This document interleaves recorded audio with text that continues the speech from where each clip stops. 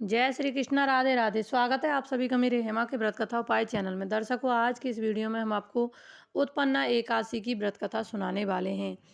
कथा कुछ इस प्रकार से है, लेकिन उससे पहले चैनल को सब्सक्राइब जरूर करें, साइड में ऑल को प्रेस करें और कमेंट बॉक्स में श्री हरि का नाम अवश्य ही लिखें।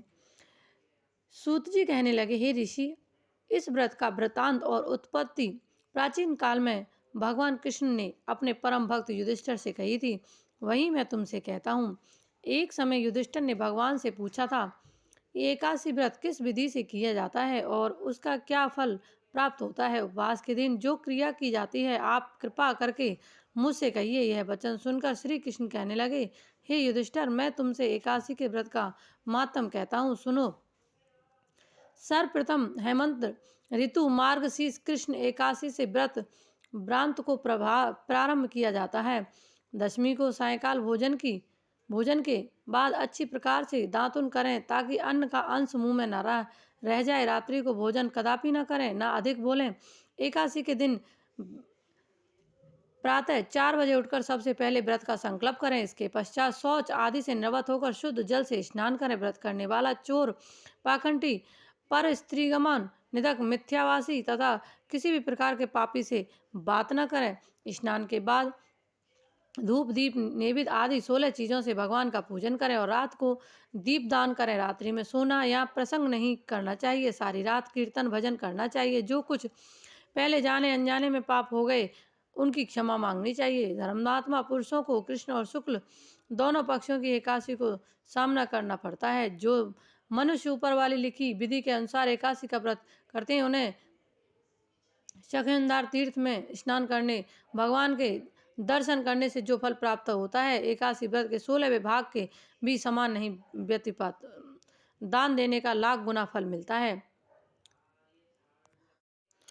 वही पुण्य एकादशी के दिन व्रत करने से मिलता है। अश्वमेघ करने से 100 गुना तथा 1,00,000 तपस्वियों को 60 वर्ष तक भोजन कराने से 10 गुना, 10 ब्राह्मणों अथवा 100 ब्रह्मचारियों को भोजन कराने से 1000 गुना पुण्य भूमि दान करने से होता है। उससे 1000 गुना पुण्य कन्यादान से प्राप्त होता है। इससे भी 10 गुना पुण्य विद्यादान करने से होता है। विद्यादान से 10 गुना पुण्य भूखे को भोजन कराने होता है। अन्नदान के समान इस संसार में कोई ऐसा कार्य नहीं जिससे देवता और पितर दोनों तृप्त होते हैं, परंतु एकादशी के व्रत का पुण्य सबसे अधिक होता है। 1000 यज्ञों से भी अधिक इसका फल होता है। इस व्रत का प्रभाव देवताओं को भी दुर्लभ है। रात्रि को भोजन करने वाले को उपवास का आधा फल मिलता है और दिन में एक बार भोजन करने वाले को भी आधा ही फल प्राप्त होता है। जबकि निर्जल व्रत रखने वाले का महत्व तो देवता भी वर्णन नहीं कर सकते। ये युधिष्ठिर कहने लगे कि हे भगवान, आपने हजारों यज्ञ और लाख गोदान को एकादशी व्रत के बराबर नहीं बताया, सो यह तिथि सब तिथियों से।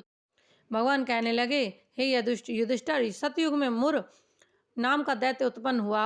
वह बड़ा बलवान और भयानक था। उस प्रचंड दैत्य ने इंद्र, अदिति, वासु, वायु, अग्नि आदि सभी देवताओं को पराजित करके भगा दिया। तब इंद्र सहित सभी देवताओं ने भयभीत होकर भगवान शिव से सारा वृतांत कहा और बोले, कैलाशपति मुर दैत्य से भयभीत होकर सब देवता मृत्यु लोक में फिर रहे। तब भगवान शिव ने कहा, हे देवताओं, तीनों लोकों के स्वामी, भक्तों के दुखी का नाश करने वाले भगवान विष्णु की शरण में जाओ। वे ही तुम्हारे दुखों को दूर कर सकते हैं। शिव जी को ऐसे वचन सुनकर सभी देवता क्षीर सागर में पहुंचे। वहां भगवान को शयन करते देखा। हाथ जोड़कर उनकी स्तुति करने लगे, हे देवता द्वारा स्थित करने योग्य प्रभु, आपको बारंबार नमस्कार है। देवताओं की रक्षा करने वाले मधुसूदन, आपको नमस्कार है। आप हमारी रक्षा करें। दैत्यों से भयभीत होकर हम सब आपकी शरण में आए हैं। आप इस संसार के कर्ता, माता पिता, उत्पत्ति और पालन करता और संसार करने वाले हैं। सबको शांति प्रदान करने वाले हैं। आकाश और पाताल भी आप ही हैं। सबके पितामह ब्रह्म, सूर्य, चंद्र, अग्नि, सामग्री, होम, अहुत, मंत्र, जप, तप, यजमान, यज्ञ, कर्म करता, भोक्ता भी आप ही हैं। आप सर्व व्यापक, आपके सिवा तीनों लोकों में चर तथा अचर भी कुछ भी नहीं है। हे भगवान, दैत्यों ने हमको जीतकर स्वर्ग से भ्रष्ट कर दिया है और हम सब देवताओं इधर उधर भागे फिर रहे हैं। आप उन दैत्यों से हम सबकी रक्षा करें। इंद्र के ऐसे वचन सुनकर भगवान विष्णु कहने लगे कि हे इंद्र, ऐसा मायावी दैत्य कौन है जिसने सब देवताओं को जीत लिया है? उसका नाम क्या है? उसमें कितना बल है और किसके आश्रय में है तथा उसका स्थान बताइए। ये सब मुझसे कहो। भगवान के ऐसे वचन सुनकर इंद्र बोले, भगवान, प्राचीन समय में एक नाड़ीजंग नामक राक्षस था। उसके महापराक्रमी और लोक के विख्यात मुर नाम का एक पुत्र हुआ था। उसकी चंद्रावती नामक की नगरी थी। उसी ने सब देवताओं को स्वर्ग से निकालकर वहां अपना अधिकार जमा लिया था। उसने इंद्र, अग्नि, वरुण, यम, वायु, ईश, चंद्रमा, निवेद आदि सबके स्थान पर अधिकार जमा लिया था। सूर्य बनकर स्वयं की प्रकाश करता था, स्वयं ही मेघ बन जाता था और सबसे अजय असुर निकंदन उस दुष्ट को मारकर देवताओं को अजय बनाया। यह वचन सुनकर भगवान ने कहा, देवताओं में शीघ्र ही उसका संहार करूंगा। तुम चंद्रवती नारी नगरी जाओ। इस प्रकार कहकर भगवान ने सभी सहित देवताओं ने चंद्रवती नगरी की ओर प्रस्थान किया। उस समय दैत्य सुमुर सेना सहित युद्ध भूमि में गरज रहा। उसकी भगवान भयानक गरजना सुनकर सभी देवता भय के मारे चारों दिशाओं में भगने लगे। जब स्वयं भगवान रणभूमि में आए तो दैत्य उन पर भी अस्त्र शस्त्र आयुध लेकर दौड़े। भगवान ने उन्हें सर्प के समान अपने बाणों से बांध डाला। बहुत बहुत से दैत्य मारे गए, केवल मुर बचा रहा। वह अविचल भाव से भगवान के साथ युद्ध करता रहा। भगवान जो भी क्षण बाण चलाते वह उसके लिए पुष्प सिद्ध होता। उसका शरीर छिन छिन हो गया, किंतु वह लगातार युद्ध करता रहा। दोनों के बीच में मल्ल युद्ध भी हुआ। 10,000 वर्ष तक उनका युद्ध चलता रहा, किंतु मुर ने हार थककर भगवान बद्रिकाश्रम चले गए। वहाँ हेमवती नामक सुंदर गुफा थी, उसमें विश्राम करने लिए भगवान अंदर प्रवेश कर गए। यह गुफा 12 योजना लंबी थी और उसका एक ही द्वार था। विष्णु भगवान वहाँ योग निद्रा की गोद में सोया करते थे। मुर भी पीछे पीछे आ गए और भगवान को सोया देखकर वो मारने का आगात किया।